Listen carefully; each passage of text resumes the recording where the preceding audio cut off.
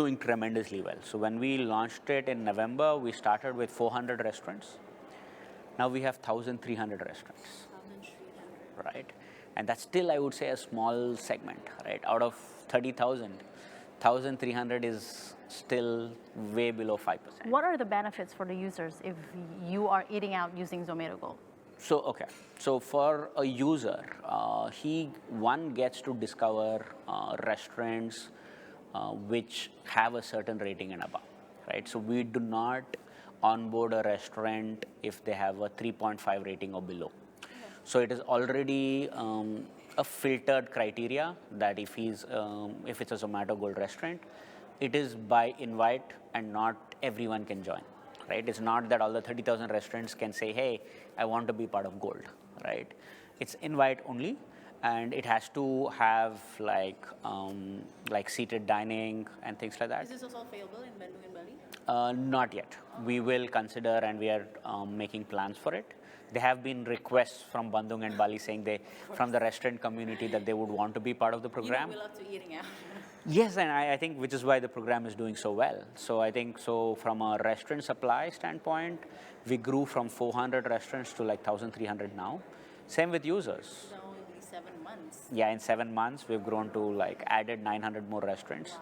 So that's a lot of restaurants, right? And then from user standpoint, we're now hitting 75,000 users. 75,000? Yes. Only in Jabodetabek? Only in Jabodetabek, right? So I believe we easily have the potential to get to 200,000 and even more, right? So this is a subscription based? Yes, it's a paid subscription. So which is why we try and filter people who are foodies and who'd like to eat out are the only ones who end up. Yes, I think the Jakartans love food, and it's the discussion of town. It's the fastest growing loyalty program here, and it's done amazingly well for us, and amazingly well for the users and our restaurant partners. I think the love we've got from our restaurant partners is what is keeping the Zomato Gold going. Great. So, from Indonesian standpoints, the restaurants are not only come up with fancy and upscale restaurants, right? So Kaki Limas are having a big chunk of market in Indonesia, the street foods. So how do you think Zomato can help street foods or Kaki Limas to maximize their potential or even growth? Could these Kaki Limas be also installed in the list of Zomato?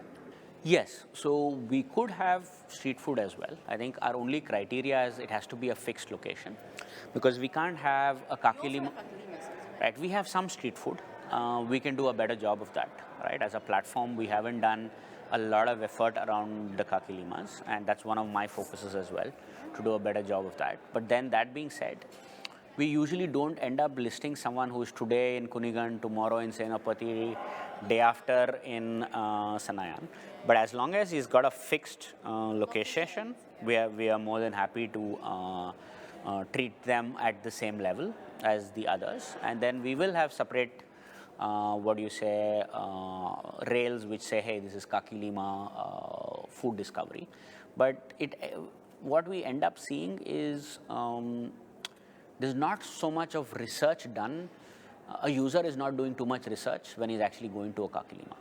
So we will have to try and see, we will do some experiments on how we can do a better job of Kaki Limas. But we know that it is a big segment of where people go and eat, right? But then again, how they go and eat a Kaki Lima is whatever is closer to their office, they end up going to that Kaki Lima or Teh Botol canteens or whatever that is.